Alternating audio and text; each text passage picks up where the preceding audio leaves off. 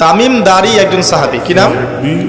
তামিম দারি রাদিয়াল্লাহু আনহু। তিনি একবার 30 জন বা 40 জন সাথীকে নিয়ে সাগরে সফর করতে শুরু করলেন।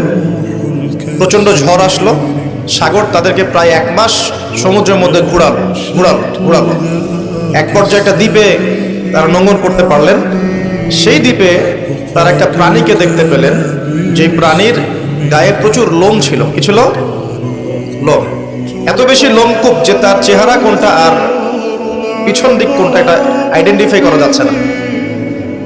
এবং বিস্ময়কর বিষয় হচ্ছে, এই প্রাণী কথা বলা শুরু করলো। তারা বলল, তোমরা কারা? তারা বলল, আমরা আরব থেকে এসেছি। এরকম কিছু কনভারসেশন হলো। তখন সেই প্রাণী বলল, তোমাদের অপেক্ষা করছে একজন ব্যক্তি, আমার সাথে আসো। তখন এই 30 জন বা 40 জন সাহাবী তারা তামিম দারির সাথে গেলেন। সাহাবী বলছে এই অর্থে যে তারা পরবর্তীতে মুসলিম হয়েছিলেন, এই ঘটনার পরে তারা মুসলিম হয়েছিল, আলহামদুলিল্লাহ। তো তারা গিয়ে দেখলেন শেকল দিয়ে একজন ব্যক্তিকে বাঁধা আছে, যেই ব্যক্তি খুবই শক্তিশালী, তাকে শেকল দিয়ে বেঁধে রাখা হয়েছে। এবং সেই ব্যক্তি তাদেরকে জিজ্ঞাসা করছিল, তোমরা কোত্থেকে এসেছো? তামিম দারি রাদিয়াল্লাহু আনহু তিনি বলছেন, আমরা মক্কা থেকে এসেছি, মদিনা মক্কা থেকে এসেছি। কি উদ্দেশ্যে? এই উদ্দেশ্যে, তোমাদের সেখানে একজন ব্যক্তি আছে মুহাম্মদ, তার কি খবর? তামিম দারি রাদিয়াল্লাহু আনহু বলছেন, তার খবর হচ্ছে বালতির মতো। কিসের মতো? বালতির মতো। কখনো তিনি বিজয় লাভ করছেন, কখনো আবার মুশরিকরা বিজয় লাভ করছে। মানে বদরের যুদ্ধে তিনি জয়লাভ করেছেন, উহুদের যুদ্ধে আবার মুশরিকরা মুসলিমদেরকে বিপর্যয়ের সম্মুখীন করেছেন। জিজ্ঞাসা করলেন, তাবারিয়া হ্রদ চেনো? তিনি বলছেন, হ্যাঁ চিনি। তাবারিয়া হ্রদে কি পানি আছে? তামিম দারি রাদিয়াল্লাহু আনহু বলছেন, হ্যাঁ পানি আছে। এই ব্যক্তি তখন বলছে, অতি শীঘ্রই সেখানে কোনো পানি থাকবে না। আবার প্রশ্ন করছেন, বাইসানের খেজুর গাছের নাম শুনেছ? তামিম দারি বলছেন, শুনেছে। সেখানে কি খেজুর আছে? তামিম দারি বলছেন, প্রচুর খেজুর আছে। এই ব্যক্তি বলছে যে অতি সত্বর সেখানে কোনো খেজুর থাকবে না। এরকম কিছু কথা বলার পরে তামিম দারি তাকে জিজ্ঞাসা করলেন, আপনি কে? এত প্রশ্ন জিজ্ঞাসা করছেন, তুমি কে? তোমার পরিচয় দাও। তখন এই ব্যক্তি বলছিলেন, আমার পরিচয় তোমরা খুব শীঘ্রই জানতে পারবে। অতি শীঘ্রই আমি এই শেকল থেকে মুক্ত হব এবং পুরো পৃথিবীতে আমি 40 দিন রাজত্ব করব। কতদিন? 40 দিন। তবে মক্কা এবং মদিনায় আমি প্রবেশ করতে পারবো না, কারণ সেখানে প্রবেশ করতে ধরলেই দেখা যাবে আল্লাহর ফেরেশতারা খোলা তরবারি হাতে মক্কা মদিনা পাহারা দিচ্ছে। তবে আমি আমার পরিচয় জানিয়ে দিচ্ছি, আমি হচ্ছি তামিম দারি রাদিয়াল্লাহু আনহু। তিনি এসে এই ঘটনা নবী সাল্লাল্লাহু আলাইহি ওয়াসাল্লামকে বললেন। বলার পরে নবী সাল্লাল্লাহু আলাইহি ওয়াসাল্লাম তার চেহারাটা উজ্জ্বল হয়ে উঠল। তিনি মিম্বরে দাঁড়িয়ে বললেন, আমি কি তোমাদেরকে বলিনি এইরকম একটা সত্তার কথা, এমন একটা ভয়ঙ্কর ফিতনার কথা? সাহাবীরা বললেন, হ্যাঁ আপনি বলেছিলেন। তামিম দারি আজকে সেটাই দেখে এসেছে, তোমাদেরকে সেই ঘটনা সে ব্যক্ত করছে। এখান থেকে আমরা বুঝতে পারলাম যে একটা দ্বীপের মধ্যে বন্দী ছিল বা আছে, হয় ছিল বা আছে। এখন ছিল না এখনো আছে, এর উত্তর খুঁজতে হলে একটা হাদিস দেখতে হবে। এটা কোন হাদিস? সহিহ মুসলিমের। নবী সাল্লাল্লাহু আলাইহি ওয়াসাল্লাম মদিনায় বসবাস করছেন, মক্কা থেকে হিজরত করে মদিনায় এসেছেন। মদিনায় মাশাআল্লাহ তিনি ইসলামিক রাষ্ট্র প্রতিষ্ঠা করেছেন। বদরের যুদ্ধ হয়েছে, উহুদের যুদ্ধ হয়েছে, খন্দকের যুদ্ধ হয়েছে। ইসলামের একটা পুরো খিলাফা স্টেট যেটা আমরা বলি সেটা কায়েম হয়েছে। এর মধ্যে খবর এলো একটি মায়ের একটা সন্তান হয়েছে। এই সন্তানটার সাথে যে আলামত এগুলো মিলে যাচ্ছে, ঠিক আছে? এই সন্তানের নাম হচ্ছে ইবনে সাইয়্যিদ। কি নাম? ইবনে সাইয়্যিদ। তো নবী সাল্লাল্লাহু আলাইহি ওয়াসাল্লাম ওমর রাদিয়াল্লাহু আনহু এবং অন্যান্য সাহাবীদেরকে নিয়ে ইনভেস্টিগেট করতে গেলেন। ইনভেস্টিগেট করতে গিয়ে তাকে ডাকলেন। ইবনে সাইয়্যিদকে ডেকে বললেন, তার চুলগুলো কোঁকড়ানো ছিল, চুলের মতোই। চোখের মধ্যে একটু সমস্যা ছিল, কারণ আমরা জানি ডান চোখে একটু সমস্যা থাকে। আঙ্গুর কালার দেখেছেন? আঙ্গুর চোখটা একটা আঙ্গুরের মতো হবে, ফোলা। ইবনে সাইয়্যিদের কাঠামোটা মিলে যাচ্ছিল। নবী সাল্লাল্লাহু আলাইহি ওয়াসাল্লাম তাকে ডেকে বললেন, তুমি কি দেখো? ইবনে সাইয়্যিদ বলছে, আমি আরশ দেখি। কি দেখি? আরশ বোঝেন তো? আচ্ছা, এখানে আরশের কথা যেহেতু এসেই গেছে, একটা কথা বলে দেই যে নবী সাল্লাল্লাহু আলাইহি ওয়াসাল্লাম একটা হাদিসে বলেছেন, কিতাবুত তাওহীদ গ্রন্থের মধ্যে আছে, আমরা যে পৃথিবীতে বসবাস করছি, এই পৃথিবী থেকে প্রথম আসমান মানে পুরো মহাবিশ্ব, এর দূরত্ব হচ্ছে 500 বছরের রাস্তা। কত বছর? এভাবে দ্বিতীয় আসমান থেকে তৃতীয় আসমানের ডিস্টেন্স 500 বছরের পথ। কত বছর? এভাবে চতুর্থ, পঞ্চম, ষষ্ঠ, সপ্তম এই 7 আসমানের প্রত্যেক আসমানের ডিস্টেন্স হচ্ছে 500 বছরের রাস্তা। এর উপরে আছে কুরসি। কি আছে? ওয়াসিআ কুরসিয়ুহুস সামাওয়াতি ওয়াল আরদ। আয়াতুল কুরসি পড়েন নাই? আয়াতুল কুরসি ঘুমানোর সময় পড়েন কি? যে ব্যক্তি ঘুমানোর সময় আয়াতুল কুরসি পড়ে, সারা রাত আল্লাহর পক্ষ থেকে একজন ফেরেশতা তাকে পাহারা দিবে চান। কিন্তু এই কথা নাসা বিশ্বাস করবে না, এই কথা বিজ্ঞান বিশ্বাস করবে না, কারণ তাকে চোখে দেখা যায় না। তাদের একটা জ্ঞানতাত্ত্বিক দর্শন আছে, যেটা আমরা ইউনিভার্সিটিতে পড়ে আসছি দীর্ঘদিন। সেটা হলো, যা চাক্ষুষ দেখা যায় না এগুলোতে বিশ্বাস করতে নাই। পরীক্ষা নিরীক্ষা পর্যবেক্ষণের মাধ্যমে যখন কোনো সিদ্ধান্ত পাওয়া যাবে সেটাই জ্ঞান, এছাড়া জ্ঞানের কোনো অস্তিত্ব নাই। স্কুল থেকে শুরু করে পিএইচডি ডিগ্রি পর্যন্ত এই দর্শনের উপর ডিপেন্ড করে শিক্ষা নিচ্ছে আমরা সবাই। এখন যা দেখি না বিশ্বাস করবো না। এই কারণে পশ্চিমার আল্লাহকে বিশ্বাস করে না, আল্লাহকে দেখা যায় না। ফেরেশতাকে বিশ্বাস করবে না, বলবে যে বোগাস কথাবার্তা। কোথায় ফেরেশতা? দেখা যায়। যা দেখি না বিশ্বাস করবো কেন?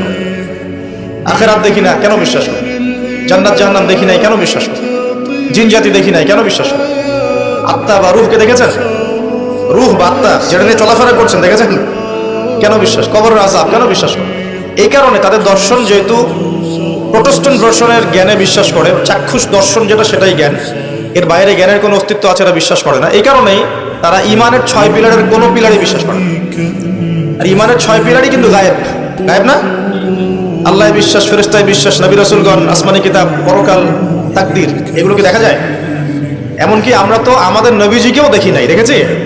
সাল্লাল্লাহু আলাইহি ওয়াসাল্লাম। আমরা শুধুমাত্র কোরআন দেখছি এবং হাদিসের গ্রন্থগুলো দেখছি, এর বাইরে কিন্তু আমরা কিচ্ছু দেখছি না।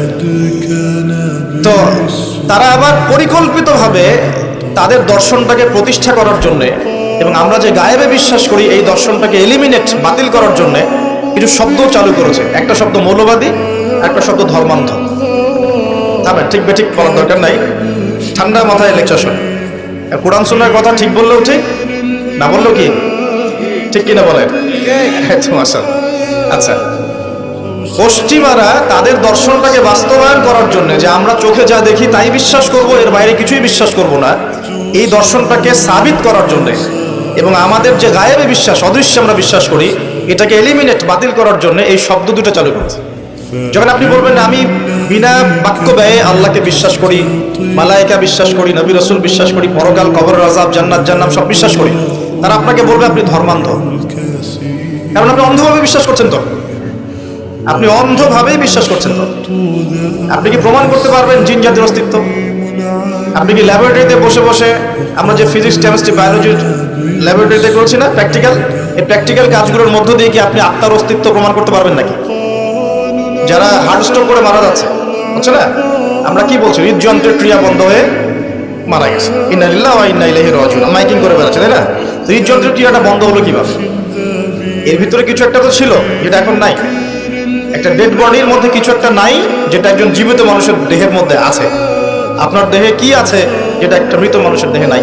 বলেন কি নাম এটা? এই রূহটা কি পশ্চিমারা কি বিশ্বাস করাতে পারবেন? গিলাতে পারবেন? গিলাতে গেলে বলবে আপনি ধর্মান্ধ। কথা বোঝার চেষ্টা করেন কেন তারা শব্দগুলো ছড়িয়ে দিয়েছে। আর যখন আপনি এই মৌলিক বিষয়গুলো মেনে চলবেন তখন আপনাকে বলবে মৌলবাদী হয়ে গেছে। অথচ এই মৌলিক বিষয়গুলো মেনে না চললে কিন্তু আপনি মুসলিমই হতে পারছেন না। কেউ যদি আত্মায় বিশ্বাস না করে, জিন জাতিতে বিশ্বাস না করে, আপনার আল্লাহ অদৃশ্য বিশ্বাস না করে, আখিরাত অদৃশ্য জগৎ বিশ্বাস না করে, জান্নাত জাহান্নাম, কবরের আযাব, মিজান পুলসিরাতে বিশ্বাস না করে, সে কি মুসলিম হতে পারবে কিনা বলেন দেখি এবার। তাহলে মুসলিম হতে হলে আমাকে আল্লাহর কথা, আল্লাহর বাণীকে চোখ বন্ধ করে বিশ্বাস করতেই হচ্ছে। কোনো কোনো ক্ষেত্রে আল্লাহ পাকের আদেশের সামনে আত্মসমর্পণ করতে হচ্ছে বিনা বাক্য ব্যয়। এক্সাম্পল দিচ্ছি, এই যে ইব্রাহিম আলাইহিস সালামের ছেলেকে বলেছিলেন, আল্লাহ পাক বলেছিলেন, যার ফলশ্রুতিতে আমরা ঈদুল আজহা পালন করি না। আচ্ছা দেখেন, ইব্রাহিম আলাইহিস সালামকে আল্লাহ পাক বলছেন 3 দিন স্বপ্ন দেখিয়ে তোমার ছেলেকে করতে হবে, পরীক্ষা তোমার জন্য একটা। এবং তিনি গিয়ে তার সন্তানকে বলছেন, ইন্নী আরা ফিল মানামি আন্নী আযবাহু, হে আমার সন্তান, আমি স্বপ্নে দেখেছি আমি তোমাকে করছি, ফানজুর মাযা তারা, তোমার রায় কি আমাকে বলো। সন্তান বলছে ইসমাঈল আলাইহিস সালাম, ইয়া আবাতি ফাআল মা তু'মার, হে আমার বাবা, আল্লাহ আপনাকে যা আদেশ করেছেন তাই করো, সাতাজিদুনি ইনশাআল্লাহু মিনাস সাবিরিন, ইনশাআল্লাহ আপনি আমাকে ধৈর্যশীল পাবেন। এই ছেলের বয়স কিন্তু আমাদের এই ইয়াং জেনারেশনের চেয়ে অনেক কম। যে জেনারেশন রাত 3টায় অ্যালার্ম দিয়ে যে আর্জেন্টিনা খেলা দেখতে ওঠে, এই জেনারেশনের চাইতে ইসমাইলের বয়স কিন্তু অনেক কম। তার বয়স তখন হয়তো 10 বা 12 বা 14। কি শিক্ষা দিলেন তার পিতা তার মা তাকে, যে আল্লাহর আদেশের সামনে জীবন দিতেও তার কোনো পরোয়া নাই। বলছে, আব্বা আপনি যে স্বপ্ন দেখেছেন, আল্লাহ আপনাকে যে আদেশ করেছেন আপনি করেন। তাহলে কোন শিক্ষার ঘাটতি আমাদের মধ্যে আছে ভাবতে হবে না এগুলো। ইব্রাহিম আলাইহিস সালাম কিন্তু তার সন্তানকে মানুষ করেন নাই, মনে রাখবেন। তিনি মাঝে মাঝে আসতেন, যাওয়া আসা করতেন, কারণ তার আরেকটা পরিবার ছিল। সারা আলাইহিস সালাম, তার আরেকটা পরিবার ছিল, 2 স্ত্রী। তো তাকে মানুষ করেছেন কিন্তু তার মা হাজরা আলাইহিস সালাম। কোন মা? যেই মাকে ইব্রাহিম রেখে আসছেন কাবা ঘরে, মনে আছে? খাবারও ছিল না, পানিও ছিল না। তিনি বলছেন, আপনি কেন রেখে যাচ্ছেন ইব্রাহিম আলাইহিস সালাম বলেন, আল্লাহর হুকুমে। এখন এই মা বলছেন যে যদি আপনি আল্লাহর হুকুমে আমাকে রেখে যান, আমাদেরকে রেখে যান, ইনশাআল্লাহ আল্লাহ পাক আমাদেরকে ফেলে দিবেন না। তো এই মায়ের গর্ভ থেকে ইসমাইল হবে না তো কি আমাদের মা বোনদের গর্ভ থেকে ইসমাইল হবে? আমাদের মা বোনরা এখন কি করে? সারাদিন যে মুভিজ, যে সিরিয়ালস, স্বামীকে সম্পত্তির জন্য প্যারা দিতে দিতে স্বামীর হার্ট স্ট্রোক করে ফেলে। বহু স্বামী আছে হারাম খাইতে চায় না, স্ত্রী পাল্লায় পরে হারাম খায়। হ্যাঁ, আমি কিছু প্র্যাকটিক্যাল কথা বলছি। বহু স্বামী আছে হারাম খেতে চায় না, সন্তান সন্ততির স্ত্রীদের চাপে পড়ে তাকে 2 নাম্বারই করতে সে বাধ্য হয়। কেন করে? পরিবারের জন্য। আমরা কিন্তু বোকা পুরুষ মানুষ, আমরা যারা আছে আমরা কিন্তু আসলে বোকা জাতি, জানেন? আমার বয়স অনেক কম যদিও আপনাদের চাইতে, তবে আমি কিছু বিষয় ফিল করেছি আমার লাইফে, যেটা আমি মনে করি আলহামদুলিল্লাহ আল্লাহ পাক আমাকে নিয়ামত দিয়েছে। যেমন আমি ফিল করেছি আমার লাইফে যে মানুষের আল্লাহ ছাড়া আপন বলতে কেউ নাই, সেটা আমি ফিল করেছি। আল্লাহ পাক ছাড়া একজন মানুষের সত্তাগত আপন, আপনার সত্তা আত্মাগত আপন বলতে আসলে কেউ নাই। যারা আছে আমাদের আশপাশে সবাই সবার স্বার্থে থাকে, সবাই সবার প্রয়োজনে থাকে। প্রয়োজন শেষ হলে আপনাকে চিনবেও না অনেকে।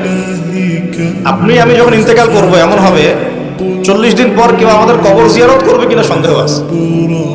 এগুলো বাস্তবতা। আর আমরা বোকা কেন জানেন? আমরা এই দুনিয়ার মানুষদের স্বার্থেই, আমার আশপাশের মানুষগুলোর স্বার্থেই সারা জীবন আল্লাহর বিরুদ্ধে চলি, আরাম খাই, সুদ খাই, ঘুষ খাই, দুর্নীতি করে ওদের মুখে হাসি ফোটানোর জন্য। যেই মানুষগুলো আমাকেই চিনবে না পরকালে, দুনিয়াতেই মারা গেলে আমাকে চিনবে না, তো সেই মানুষগুলোর জন্য আমি আল্লাহর বিরুদ্ধে চলে যাই। আমরা বোকা না?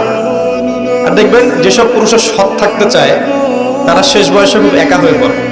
খেয়াল করে দেখবেন, যে পুরুষটা সৎ থাকতে চায় শেষ বয়সে গিয়ে দেখবেন তারা খুব একাকিত্বে ভুগছে। এখন একটা কমন সমস্যা, এটা অনেক প্রবীণ মানুষ যারা আছেন তারা কিন্তু একাকিত্বে ভোগেন, খুব একাকিত্বে ভোগেন। স্ত্রী দেখছে না, সন্তান খোঁজ খবর নিচ্ছে না, বন্ধু বান্ধবরা নাই, হ্যাঁ, বৃদ্ধাশ্রমে গিয়ে পড়ে আছে। পরিবারগুলোতে এখন পুরুষ নির্যাতন বেড়েছে আর কি। হ্যাঁ, কথা একটু ভিতর থেকে বোঝার চেষ্টা করবেন। হ্যাঁ, নারী নির্যাতন তো আছেই। আমরা জানি এমন দুশ্চরিত্রের লম্পট অনেক পুরুষ আছে সমাজে, যৌতুকের জন্য মেয়েদেরকে চাপ দেয়, স্ত্রীদেরকে চাপ দেয়, তাই না? শারীরিক মানসিক নির্যাতন করে না? মেয়েদের প্রতিও চরম নির্যাতন হয়, কিন্তু পুরুষদের উপরেও কিন্তু দিন দিন নির্যাতন বাড়ছে। আমরা কিন্তু এই সেন্সে বোকা হয়ে গেছি। চালাক হব কখন? যখন আমরা আমাদের দুনিয়ার প্রতিটা কাজ আল্লাহর সন্তুষ্টির জন্য করব। দুনিয়ার প্রতিটা কাজ যদি আমরা আল্লাহর সন্তুষ্টির জন্য করি, তাহলে আমরা কারো ব্যবহারে কথায় কষ্ট পাবো না ইনশাআল্লাহ। কারণ আমাদের সলাত, ইন্না সলাতি ওয়া নুসুকি মাহইয়ায়া ওয়া মামাতি, আমাদের সলাত সব স্যাক্রিফাইস, জীবন মৃত্যু কার জন্য? আল্লাহর জন্য। এখন আল্লাহর কাছে আমার এক্সপেকটেশন থাকবে যে আল্লাহর কাছে আমি চাই, কোনো মানুষের কাছে কোনো এক্সপেকটেশন নাই, তখন আপনি কষ্ট পাবেন না। জীবনে সুখে থাকার ফিলোসফি অফ হ্যাপিনেস হচ্ছে এটা। জীবনে সুখে থাকার, সুখী হওয়ার, এই দুনিয়ার জীবনে সুখী হওয়ার ফিলোসফি হচ্ছে আল্লাহ ছাড়া কারোর কাছে আশা করেন না, এবং আল্লাহ ছাড়া অন্য কারোর জন্য কোনো কিছু করতে চান না, আল্লাহকে সন্তুষ্ট করার জন্য করতে যান। ইনশাআল্লাহ আল্লাহ পাক আপনাকে সবকিছুই দিবে ইনশাআল্লাহ। সম্মান, মর্যাদা, প্রতিপত্তি, মানুষের ভালোবাসা সবই পাবেন যদি আপনি আল্লাহর হয়ে যান। আমি একটু ভিতরে চলে আসছি আর কি, বাইরে আসে আবার আসেন। তো এই যে কুরসির কথা বলছিলাম, আয়াতুল কুরসি কেন তেলাওয়াত করবেন? কারণ রাত্রেবেলা একজন মালাক বা ফেরেশতা আপনাকে পাহারা দিবে ইনশাআল্লাহ। আর পশ্চিমাদের দর্শন বলে দিলাম, ওরা কিন্তু এই অদৃশ্যের জগতে বিশ্বাস করে না। এই কারণে আমরা যারা অদৃশ্যের জগতে বিশ্বাস করি, আমাদেরকে এইসব সাম্প্রদায়িক শব্দ দিয়ে তারা সারা বিশ্বের বুকে আন্ডারএস্টিমেট করার চেষ্টা করেছে। এগুলো ধরতে হবে ওগুলা। সামনে আসেন। এখন কুরসির পরে কি আছে? এই কুরসির উপরে আছে একটা মহাসাগর। কি আছে? মহাসাগর। নাসা কি বলেছে এখন পর্যন্ত? এই জন্য আমরা কেউ বিশ্বাস করি না। কালকেই যদি দেখবেন নাসা বলে দেয় হ্যাঁ একটা মহাসাগরের সন্ধান পাওয়া গেছে, পৃথিবী থেকে লক্ষ কোটি আলোকবর্ষ দূরে নাম দিয়ে দিল যে .FM0000mm2 একটা নাম দিয়ে দিল। ওরা তো এরকম নাম দেয় আর কি, তাই না? বাস তখন কিন্তু দেখবেন সারা বিশ্বের মানুষ চোখ বন্ধ করে বিশ্বাস করবে কি না? আমরা কিন্তু আল্লাহর প্রতি চোখ বন্ধ করে বিশ্বাসের জায়গায় এই পশ্চিমাদের উপর এখন চোখ বন্ধ করে বিশ্বাস করি। কি বুঝেন? এটা কিন্তু শিরক হচ্ছে, এটাও শিরক হচ্ছে। তো একটা কথা মিস করে গেছি, ইব্রাহিম আলাইহিস সালাম করার যে পরীক্ষায় পড়েছিলেন তখন কিন্তু তিনি প্রশ্ন করেননি আল্লাহকে, আল্লাহ একজন মাসুম বাচ্চাকে কেন করব, এর পিছনে যুক্তি কি, এর পিছনে বিজ্ঞান কি, এর পিছনে দর্শন কি, প্রশ্ন করেছিলেন? তিনি একদম সামি'না ওয়া আতা'না, আল্লাহ পাক আদেশ করেছেন, চোখ বন্ধ করে পালন করতে গিয়েছে। ইব্রাহিম আলাইহিস সালাম অন্ধভাবে আল্লাহর আদেশ মেনে চললেন না? আর ইব্রাহিম আলাইহিস সালাম সবচেয়ে বড় মুসলিম না আমি সবচেয়ে বড় মুসলিম? বলেন, কে এই উম্মার নামকরণ করেছেন মুসলিম? সূরা হজ পড়ে দেখেন, হুয়া সাম্মাকুমুল মুসলিমিন। এই হুয়া মানে কে? মিল্লাতে আবিকুম ইব্রাহিম, ইব্রাহিম আলাইহিস সালামের মিল্লাত, তিনি তোমাদের পিতা, যিনি তোমাদের নামকরণ করেছেন কি? মুসলিম। আর আমাদের আদি পিতা হচ্ছেন আদম আলাইহিস সালাম। তো দেখুন প্রিয় ভাইরা, এই মহাসাগরের উপরে আছে কুরসি, যার কথা আমি বলতে গিয়ে এখানে আসলাম। ইবনে সাইয়্যিদ কি বলছে, সে কি দেখে মনে আছে না ভুলে গেছেন? ইবনে সাইয়্যিদ কে? নবী সাল্লাল্লাহু আলাইহি ওয়াসাল্লাম যাকে ইনভেস্টিগেট করছেন মদিনায়, কোথায় একটু খেয়াল রাখেন, তামিমদারি দ্বীপে দেখে আসছেন। কোথা থেকে আসছেন? দ্বীপে। আর নবী সাল্লাল্লাহু আলাইহি ওয়াসাল্লাম ইনভেস্টিগেট করছেন কোথায়? মদিনায়। আচ্ছা, তো এখন এই ব্যক্তি বলছে আমি আরশ দেখি। নবী সাল্লাল্লাহু আলাইহি ওয়াসাল্লাম বলে আরশ কোথায়? সে বলছে আরশ পানির উপরে। কোথায়? পানির উপরে। তখন নবী সাল্লাল্লাহু আলাইহি ওয়াসাল্লাম বলছেন তুমি তো তাহলে শয়তানের আরশ দেখছো। কার আরশ দেখছে? শয়তানের কিন্তু আরশ আছে, শয়তানেরও কিন্তু একটা আরশ আছে। কোথায় এটা জানেন? সমুদ্রের উপরে। অনেকে বলে যে ভাই বারমুদা ট্রায়াঙ্গেলে আছে নাকি, এটা আমরা জানি না, এভাবে বলা যাবে না, এটা আমরা ব্যাখ্যা করতে পারবো না, আল্লাহ ভালো জানেন। তো এখন শয়তানও কিন্তু সিংহাসনে বসে, দিন শেষে বসে ওর যে চেলা চামুন্ডা যারা আছে ওদেরকে ডাকে, ডেকে বলে আজকে কি করাইছো তোমরা? একজন বলে যে আমি তো জেনা করাই দিছি দুজনের মধ্যে, আমি মদ খাইয়েছি মানুষকে, আমি মানুষকে পরকীয়া লিপ্ত করেছি, আমি একজনকে একজনের বিরুদ্ধে উস্কে দিয়ে হত্যা করিয়ে দিয়েছি। এরকম করে শয়তানরা বলতে থাকে। তো ইবলিস বলে না, তোমরা তেমন কোনো কাজ করতে পারো নাই। ইতিমধ্যে একজন শয়তান এসে বলে যে আমি একটা কাজ করেছি। কি কাজ করেছো? যে আমি একটা পরিবারের স্বামী স্ত্রীর মধ্যে বিচ্ছেদ ঘটিয়ে দিয়েছে। কি করেছে? এটা এখন বেশি হচ্ছে না? বেশি হচ্ছে না? আপনারা খবর রাখেন না মনে হয়, পড়াশোনা করে দেখেন, প্রতি 3-4 মিনিট একটা ডিভোর্সের ঘটনা ঘটে, প্রতি 3-4 মিনিটের মধ্যে। এবার শয়তান তাকে ডাকে, এদিকে আসো, তুমি একটা কাজের কাজ করেছো।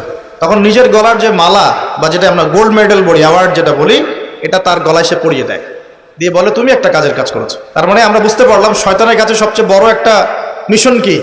পরিবারগুলোকে ধ্বংস করে দেয়। খুব সতর্ক থাকতে হবে আমাদের সবাইকে। আল্লাহ পাক আমাদের সবাইকে ধৈর্য দান করুন। আর পরিবার টিকে থাকে ধৈর্যের উপরে। আরেকটা বিষয় বলে দিই, স্বামী স্ত্রীর মধ্যে, যুবকরা এটা উপকৃত হবেন ইনশাআল্লাহ, স্বামী স্ত্রীর মধ্যে শুধুমাত্র ভালোবাসা পরিবার টিকানোর জন্য যথেষ্ট না। স্বামী স্ত্রীর মধ্যে ভালোবাসার চাইতেও বেশি প্রয়োজন হচ্ছে একে অপরের প্রতি বিশ্বাস। কি দরকার? বিশ্বাস না থাকলে ভালোবাসা টিকবে না।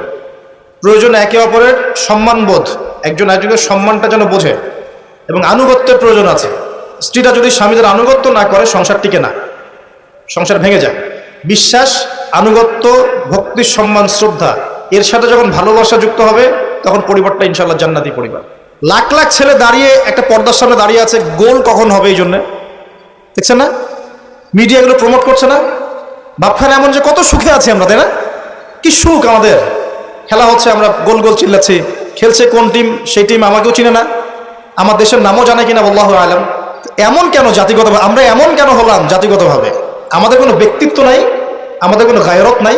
আমাদের তো যুদ্ধের হিস্ট্রি আছে, আমাদের বীরত্বের হিস্ট্রি আছে, আমাদের ভাষা আন্দোলনের হিস্ট্রি আছে। দেশের কনসেপ্ট বাদ দিয়ে ইসলামের কনসেপ্টও যদি বলেন, আমরা তো তারেক বিন জিয়াদের উত্তরসূরি, বিন কাসিমের উত্তরসূরি, খালেদ বিন ওয়ালিদ, উমর ইবনুল খাত্তাবের উত্তরসূরি। আমাদের কোনো গায়রত নাই? যদি আমি একা একা সকালবেলা উঠে ফজরের নামাজের পরে এই মাঠটাকে 10 রাউন্ড দেই, এটা আমার জায়েজ না? জায়েজ, জায়েজ। এখন আপনারা 10 জন 20 জন দুটা টিম হয়ে গেলেন, আমি তো টুকটাক খেলাধুলার মধ্যে ছিলাম, টিম হয়ে গেলেন, এখন আপনারা খেলছেন ফুটবল, 1 ঘন্টা আধা ঘন্টা খেলবেন, জায়েজ না? জায়েজ।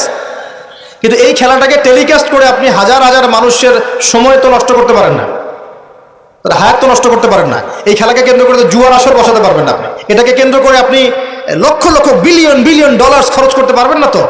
অথচ আপনার পাশেই প্রতিবেশী রাষ্ট্র না খেয়ে মারা যায়। আমাদের পাশেই মিডল ইস্টের পাশেই প্রতিবেশী রাষ্ট্র না খেয়ে শিশুরা মারা যাচ্ছে। প্রতিবেশী না খেয়ে থাকে, আমি পেট ভরে খাই, আমি মুমিন নাকি? প্রতিবেশী না খেয়ে থাকে আর আমি পেট ভরে খাই, আমি কি মুমিন নাকি? আর সারা বিশ্ব এই দিকে মানুষকে ফোকাস করে রেখেছে। বিশ্বের একটা অংশ এই দিকে ফোকাস করে রেখে তাদের এজেন্ডাগুলো ঠিকই বাস্তবায়ন করছে না। রমজান মাস আসে, দেখবেন রমজান মাস যখনই আসে দেখবেন যে নির্যাতন বেড়ে যায় উম্মার উপর। যে সময়ে উম্মার ইকোনমিক অবস্থা ভালো না, সামরিক অবস্থায় তাদের মুখাপেক্ষী হয়ে থাকতে হচ্ছে, যে সময় আমাদের ভিতরে পলিটিক্যাল বিরোধগুলো দেখা দিচ্ছে, আমরা ইউনাইটেড হতে পারছি না, যে সময় যুব সমাজরা মাদকে আসক্ত হয়ে আছে, পর্নোগ্রাফিতে আসক্ত হয়ে আছে, দিনের ইলম কালাম অর্জন করছে না, নামাজ ঠিক মতো পড়ছে না, কোরআন তেলাওয়াত করা শিখছে না, যে সময়ে ইভেন আলেম ওলামাদের মধ্যে ঐক্য দেখা যাচ্ছে না, যে সময়ের মধ্যে আমরা পরিবারগুলোর ভাঙন দেখতে পাচ্ছি, আমাদের পরবর্তী প্রজন্ম কোন পরিবেশে বড় হবে সেই নিশ্চয়তা দিতে পারি না। এই সমাজটা পরিবর্তনের দায়িত্ব আমাদের কারো ঘাড়েই নাই। শুধু কি পলিটিশিয়ানদের দায়িত্ব? শুধু কি প্রশাসনেরই দায়িত্ব? আমাদের সবাইকে নাকে তেল দিয়ে ঘুমানোর জন্য পৃথিবীতে আসছে। এই যুব সমাজ তো জানেই না, বোঝেই না ওদেরকে কি কারণে এই পৃথিবীতে পাঠানো হয়েছে। সে যে মুসলিম, তার যে দায়িত্ব কর্তব্য আছে, আল্লাহ পাক যে তাকে সৃষ্টি করেছেন তার ইবাদত করার জন্য এবং আল্লাহর জমিনে দিনটার প্রচার প্রসার ঘটানোর জন্য, তার কোনো ফিকির আছে? একটা পর্দার সামনে দাঁড়িয়ে সে আধা ঘন্টা, 1 ঘন্টা, 1.5 ঘন্টা সময় নষ্ট করে ফেললো, তার ফিজিক্যাল কোনো উপকারও কিন্তু নাই। আছে? কোন জায়গায় আপনি বাচ্চাকে রেখে যাচ্ছেন চিন্তা করে দেখে নেবেন। একটা ছোট্ট বাচ্চার ইজ্জতের কোনো গ্যারান্টি পাচ্ছি না আমরা। মানুষ কোন জায়গায় চলে গেছে দেখেন, মাদক অ্যাভেলেবল হয়ে গেছে।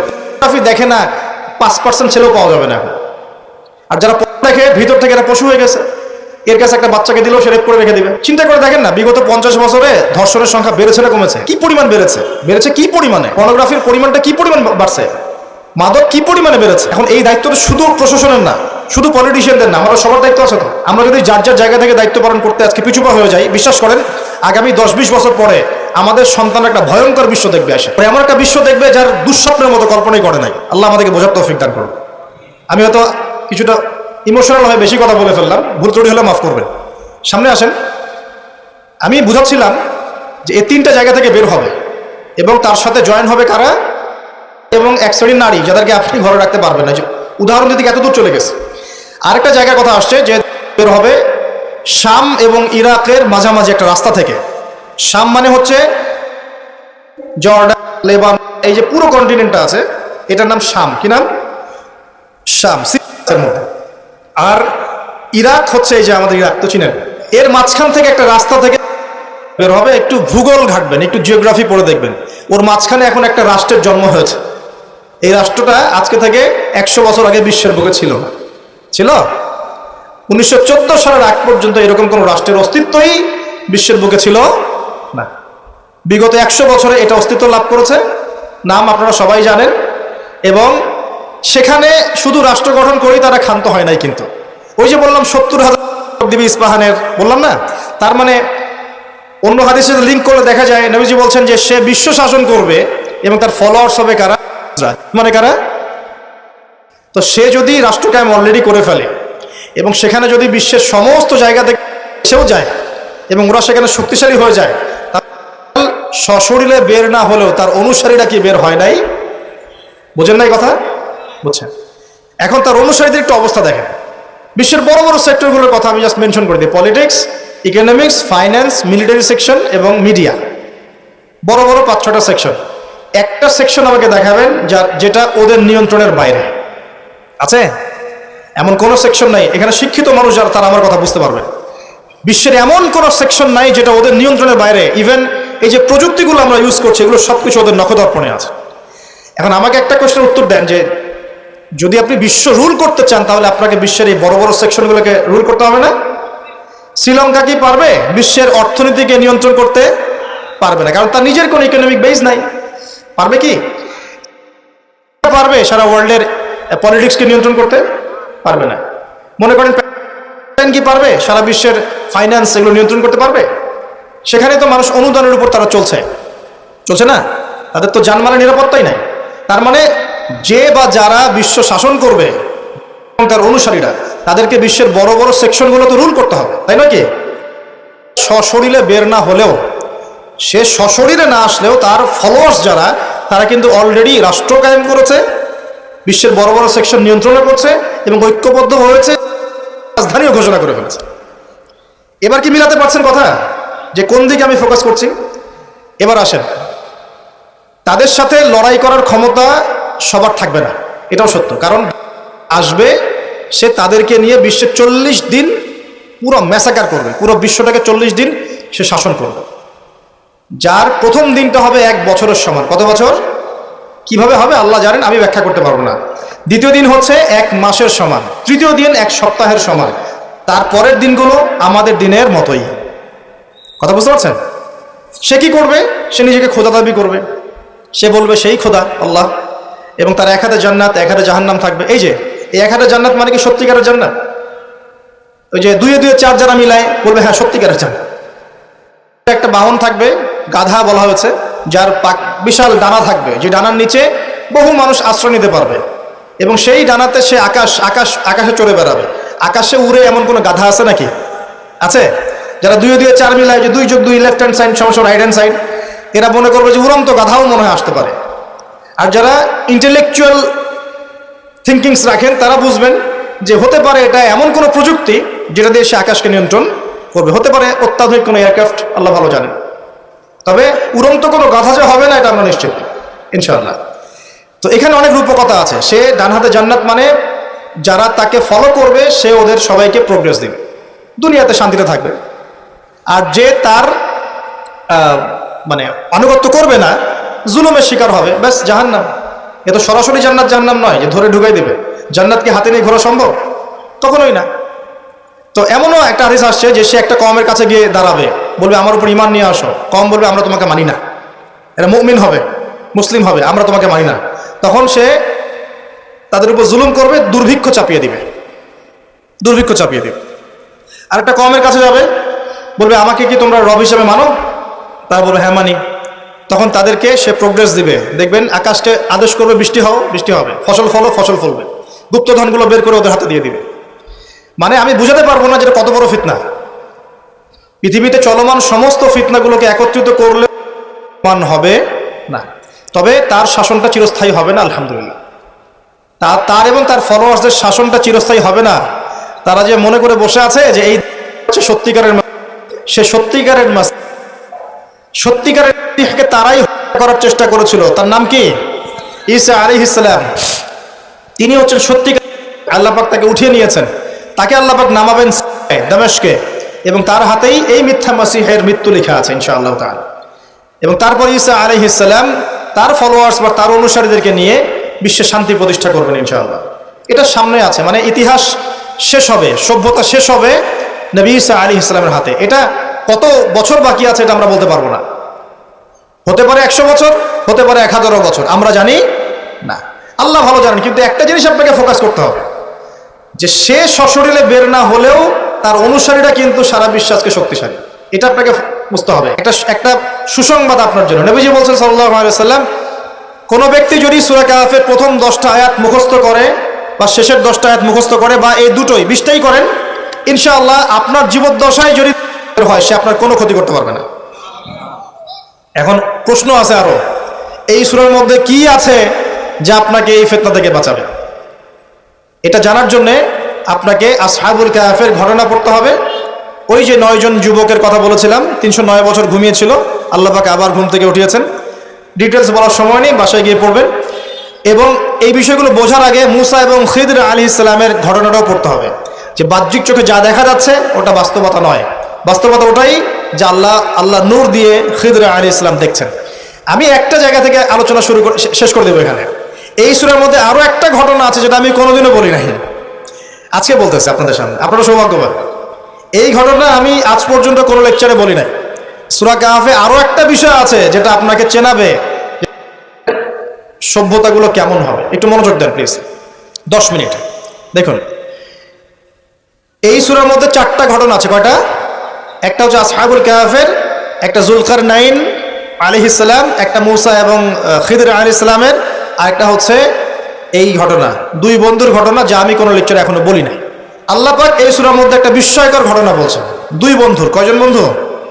এক বন্ধু প্রচন্ড ধনী, এমন ধনী যে আল্লাহ পাক তাকে বড় বড় বাগান দিয়েছেন, খেজুরের, আঙ্গুরের, হ্যাঁ, বিশাল বিশাল বাগান, এবং তার মধ্য দিয়ে নদী চলছে। নদী, একটা নদী চলে যাচ্ছে ভিতর দিয়ে, 2 পাশে বাগান। তাহলে কত বড় প্রপার্টি চিন্তা করেন, একটু চিন্তা করেন। আমরা তো বিঘা আর এই যে শতকের হিসাব করি না। আল্লাহ বলছেন যে দুটো বিশাল জান্নাত দিয়েছিলাম তাকে, মানে বাগান দিয়েছিলাম, ফলের বাগান, মাঝখান দিয়ে নদী প্রবাহিত হচ্ছে, এবং প্রত্যেক বছর 2 বার করে এই জায়গায় ফসল ফলতো, প্রচুর ফসল হতো। তো এত ধন সম্পদ পাওয়ার পরে এই বন্ধু, মানে এই ব্যক্তি তার এক গরিব বন্ধুকে নিয়ে এই বাগানে ঢুকেছে, ঢুকে হাঁটাহাঁটি করছে, গল্পগুজব করছে।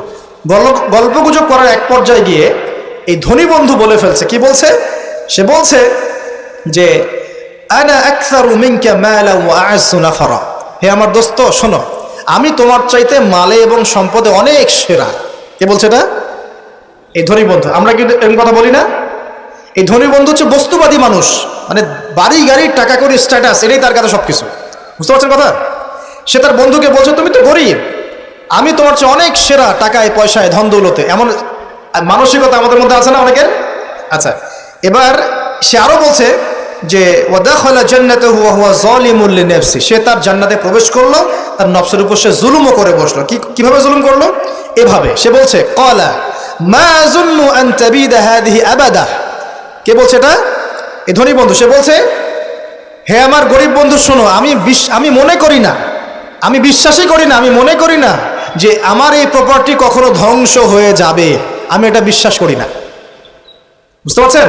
ওই যে আমি পরকালে বিশ্বাস করি না, কিয়ামতে বিশ্বাস করি না, আখিরাতে বিশ্বাস করি না, কোন সভ্যতা বলেন? আচ্ছা, সে বলছে যে মা আযুন্নু আন তাবিদা হাযিহি আবাদা, আমি বিশ্বাস করি না, আমি মনে করি না যে এই প্রপার্টি কখনো ধ্বংস হতে পারে। ওয়া মা আযুন্নু সাআতা কায়িমা, আর আমি এটাও মনে করি না যে কিয়ামত কখনো হবে।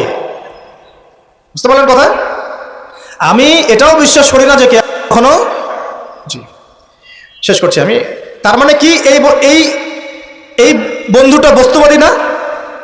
সে পরকালে বিশ্বাস করে না, কিয়ামতে বিশ্বাস করে না। সে তার ধন সম্পত্তির মোহে এত আসক্ত হয়ে গেছে যে সে মনে করে যে এটা কখনো আমার থেকে যাবে না। এমন চিন্তা আমাদের মধ্যে আছে না? এই চিন্তাটাকে আধুনিক পরিভাষায় বলা হয় মেটেরিয়ালিজম। কি বলা হয়? মানে বস্তুবাদ। মানে কি? বস্তুবাদ মানে ভোগবিলাস, বাড়ি গাড়ি, টাকা পয়সা, মত্ত থাকা, পরকাল বলে কিছু নাই, এই যে মেটেরিয়ালিজম। এখন এই বন্ধুটা বলছে, গরিব বন্ধু, একটু মনোযোগ দেন প্লিজ। এই বন্ধুটা বলছেন, গরিব বন্ধু, যে ক্বালা লাহু সাহিবুহু ওয়া ইউহাওয়ারু, গরিব বন্ধুটা তাকে বলছে আকাফারতা বিল্লাযী খালাকাকা মিন তুরাব, হে আমার ধনী বন্ধু, তুমি কি সেই সত্তার সাথে কুফরি করছো যে তোমাকে মাটি থেকে সৃষ্টি করেছেন? সুম্মা মিন নুতফা, এরপর তোমাকে মায়ের গর্ভে নুতফা আকারে রেখেছিলেন। সুম্মা সাওয়াকা রাজুলা, এরপর তোমাকে এই পুরুষের আকৃতি দিয়েছেন। তুমি কি সেই সত্তা আল্লাহকে অস্বীকার করছো? মানে অস্বীকার করার মধ্য দিয়ে তুমি আল্লাহকে অস্বীকার করছো কি? ওয়ালাউলা ইয দাখালতা জান্নাতুক, তুমি যখন তোমার জান্নাতে ঢুকলা তুমি এটা কেন বললা না যে লা কুওয়াতা ইল্লা বিল্লাহ, মাশাআল্লাহ, লা কুওয়াতা ইল্লা বিল্লাহ, মাশাআল্লাহ, আল্লাহ পাক কি চমৎকার জান্নাত আমাকে দিয়েছেন, লা কুওয়াতা ইল্লা বিল্লাহ, আল্লাহ ছাড়া কোনো শক্তি সামর্থ্য নাই, এমনটা কেন বললে না? এমনটা না বলে কেন এইটা বললা যে ওয়া মা আযুন্নু সাআতা কায়িমা, আমি বিশ্বাস করি না যে কখনো হবে, আমি বিশ্বাস করি না যে এটা কখনো ধ্বংস হবে, এমনটা কেন বললা? তুমি কেন কুফরি করলা? এরপর যেটা হয়েছে, আল্লাহ রাব্বুল আলামিন এই যে বন্ধু, গরিব বন্ধু, তাকে দুনিয়া এবং আখিরাতে বিশাল নিয়ামত দিয়ে দিয়েছেন, আর এই ধনী বন্ধুর জান্নাতটাকে আল্লাহ পাক এক রাতের মধ্যে ধ্বংস করে রেখে দিয়েছে। এক রাতের মধ্যে পুরো জান্নাতকে ধ্বংস। পরের দিন সকালে সে এসে দেখে যে এটা কোন জায়গায় আসলাম, আমার বাগান বাগিচা বলে মনে হচ্ছে না। সে হাত কসলাচ্ছিল এবং বলছিল, কোরআনে ভাবে বলছে, হাত কসলাচ্ছিল আর বলছিল যে হায় আমি যদি আমার রবের সাথে শিরকটা না করতাম, হায় আমি যদি আমার রবের সাথে কুফরি না করতাম, তাহলে আজকে আমার এই অবস্থা হয়তো হতো না। এই ঘটনাটা ঠিক পরে আল্লাহ পাক বলছেন ওয়াদরিব লাহুম মাসালুল হায়াতিদ দুনিয়া, হে নবী মুহাম্মদ সাল্লাল্লাহু আলাইহি ওয়াসাল্লাম, তুমি এবার তোমার উম্মতের কাছে দুনিয়ার দৃষ্টান্তটা পেশ করো। দুনিয়ার দৃষ্টান্তটাও ঠিক এরকমই, এই ফসলের ক্ষেতের মতোই। প্রথমে বৃষ্টিপাত হয়, ফসল সবুজ হয়, মানুষ খুব পুলকিত হয়ে যায়, কি চমৎকার ফসল ফলেছে। এরপর সেই গাছগুলো হলুদ হয়ে যায়, তারপর সেগুলো খড়কুটা হয়, চুলায় চলে যায়। এই হয় না? এই গল্পটার সাথে, ঘটনার সাথে দুনিয়ার জীবনে মিল আছে না? এটা কোন সূরা আছে? কাহফে। আর এই সূরা আপনাকে থেকে বাঁচাবে না? এখানে আপনার হেদায়েত শোনেন। এবং তার অনুসারীরা এবং ওই সমসাময়িক ফিতনাময় যুগে বেশিরভাগ মানুষ বস্তুবাদী হয়ে যায় নাই, এবং বেশিরভাগ মানুষ এই দুনিয়ার ধন সম্পদ চাকচিক্যের মোহে পড়ে যাবে। পড়ে নাই? পড়েছে কিনা? পড়েছে। এবং শুধু তাই নয়, তারা পরকালীন কনসেপ্টগুলোকে অস্বীকার করা শুরু করবে। ওই যে বললাম, আল্লাহ, ফেরেশতা, মালায়েকা, আখিরাত, এগুলো কিছু বিশ্বাস করবে না। মানুষকে ধর্মহীনতার দিকে নিয়ে যাবে। এটা নিয়ে যাচ্ছে না? এই তিনটা জিনিস খুব চলছে সমাজে এখন। একটা হচ্ছে এলিমিনেশন, মানে আল্লাহর কনসেপ্টটাকে বাদ দিয়ে দেওয়া। একটা হচ্ছে মেটারিয়ালিজম, মানে বস্তুবাদিতা। একটা হচ্ছে চ্যালেঞ্জ এগেনস্ট রিলিজন, ধর্মের এগেনস্টে চ্যালেঞ্জ করা। এগুলো চলছে না এখন? তো দেখুন, দাজ্জালের সভ্যতায় এগুলো হবে। এর সাথে আপনার বর্তমান সময়ের মিল কোথায়? মিল হচ্ছে, দেখুন, এই বিউটি কন্টেস্ট বলেন, আপনার ওয়ার্ল্ড কাপ বলেন, আপনার এই ইভেন্টসগুলো বলেন, ফ্যাশন শোজগুলোর কথাই বলেন, অপসংস্কৃতির কথাই বলেন, পর্নোগ্রাফির কথাই বলেন, এই মাদকের ভয়াল খাবার কথা বলেন, যে কোনো দিকে তাকান, এগুলোর প্রত্যেকটার উদ্দেশ্য দুনিয়া নয় কি? শুধু দুনিয়া না, পরকালীন কোনো স্বার্থ আছে? এগুলো করে পরকালে একটা নেকি হবে, কেউ দলিল দিতে পারবে কোরআন শোনা থেকে? তার মানে এই সমাজটা, এই সভ্যতা কি করেছে? দলে পুরো সভ্যতাকে গড়েছে এবং বস্তুবাদিতার দিকে মানুষকে প্রবৃদ্ধ করেছে। শুধু তাই নয়, যেগুলোর পরকালীন কোনো স্বার্থ নাই এই কাজগুলোকে প্রমোট করেছে এবং যুব সমাজ, মুসলিমদেরকে স্পেশালি এগুলোতে মত্ত করে রেখেছে, রাখে নাই? আল্লাহ পাক এখন বলছেন, জেনে রাখো, তোমরা জেনে রাখো, ইন্নামাল হায়াতুদ দুনিয়া লাইবুন ওয়া লাহুন, এই দুনিয়ার জীবনটাই খেলতামাশা, প্রতারণা। ওয়া যিনাতুন ওয়া তাফাখুরুন বাইনাকুম ওয়া তাকাসুর, একে অপরের প্রাচুর্য, ধন সম্পদের প্রতিযোগিতা ছাড়া কিছু না। ওয়া মাল হায়াতুদ দুনিয়া ইল্লা মাতাউল গুরুর, এই দুনিয়ার জীবনটা প্রতারণা ছাড়া কিচ্ছু নয়। আলহাকুমুত তাকাসুর হাত্তা যুরতুমুল মাকাবির, তোমরা প্রাচুর্যের মোহে মোহাচ্ছন্ন হয়ে আছো যতক্ষণ পর্যন্ত না তোমরা কবরে শায়িত হচ্ছ। কাল্লা সাউফা তা'লামুন, অবশ্যই তোমরা জানতে পারবে, কোশ্চিন কালেও নয়, অবশ্যই তোমরা জানতে পারবে। কাল্লা লা তুসআলুনা ইয়াওমাইযিন আনিন নাঈম, তোমাদেরকে কিয়ামতের দিনে নিয়ামতগুলো সম্পর্কে জিজ্ঞাসিত হতে হবে। সূরা কাহফেই এই হেদায়েতটা আছে। এই দুই বন্ধুর ঘটনা আপনাকে দেখাবে কিভাবে বস্তুবাদী সভ্যতা এবং আল্লাহ ভীরু সভ্যতার কনফ্লিক্ট হয়। সর্বশেষে আল্লাহর অনুগত সভ্যতার জয় হয়েছে, বস্তুবাদী সভ্যতাকে আল্লাহ পাক ধ্বংস করে দিয়েছেন না? দিয়েছেন। এবং এই ঘটনার পরেই দুনিয়ার জীবনের দৃষ্টান্ত দেওয়া হয়েছে, যে দুনিয়ার জীবনটাকে আল্লাহ পাক বলেছেন খেলতামাশা, প্রতারণা ছাড়া কিছুই নয়। হ্যাঁ, কেউ যদি বলে খেলাধুলার কোনো দলিল কোরআনে আছে কিনা, আমি বলবো হ্যাঁ আছে। আল্লাহ পাক বলেছেন, ওয়ামা হাদিহিল হায়াতুদ দুনিয়া ইল্লা মাতাউল গুরুর ইলামু আন্নামাল হায়াতুদ দুনিয়া লাইবুন ওয়া লাহু। অতএব খেলাধুলার দলিল কোরআনে আছে। আল্লাহ পাক বলছেন, দুনিয়ার জীবনটাই তোমাদের খেলাধুলার প্রতারণা, ধোঁকা। কি বুঝলেন? এই দুনিয়ার জীবনটাই হচ্ছে খেলাধুলা, প্রতারণা, মোহ এবং ধোঁকা, এবং তোমাদের পারস্পরিক চাকচিক্যের প্রতিযোগিতা ছাড়া কিচ্ছু নয়। এখন এই সভ্যতার দিকে তাকাবেন চোখ কান খোলা রেখে, যে যত রকম ফাহেসা কাজগুলো মিডিয়া দিয়ে প্রমোট করা হচ্ছে, এগুলোর মূল উদ্দেশ্য হচ্ছে দুনিয়া, এবং মুসলিম যুবকদেরকে এবং উম্মাকে তাদের মূল উদ্দেশ্য থেকে সরিয়ে দেওয়ার চেষ্টা করা। আমাদের মূল উদ্দেশ্য কি? এক, আমাদের মূল উদ্দেশ্য ছিল জ্ঞান অর্জন করা। মূল উদ্দেশ্য ছিল জ্ঞান অর্জন করে আমল করা, আল্লাহ পাকের জমিনে দ্বীনের প্রচার করা। আমাদের পৃথিবীর মূল উদ্দেশ্য ছিল কি? পারিবারিক আদর্শ ঠিক করা, সন্তানদেরকে মানুষ করা, সমাজের কাঠামো ঠিক করা, হালাল খাওয়া, দ্বীনের দাওয়াতি কাজ করা, আল্লাহর জমিনে দ্বীনটাকে প্রচার করা, প্রসার করা, প্রতিষ্ঠার চেষ্টা করা। এগুলো আমাদের মূল উদ্দেশ্য ছিল।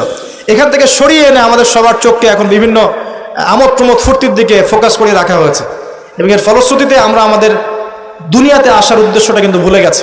প্রিয় ভাইয়েরা, সতর্ক থাকবেন, যে বিষয়টা যতটুকু লিমিট আছে এই লিমিট ক্রস করতে যাবেন। যতটুকু করা জায়েজ আছে এতটুকু করবেন, যেগুলোতে জায়েজ নাই সেগুলোতে জায়েজ না। আল্লাহ রাব্বুল আলামিন আপনাদের সবাইকে ইসলামের বেসিক বিষয়গুলোর উপর টিকে থাকার তৌফিক দান করুন।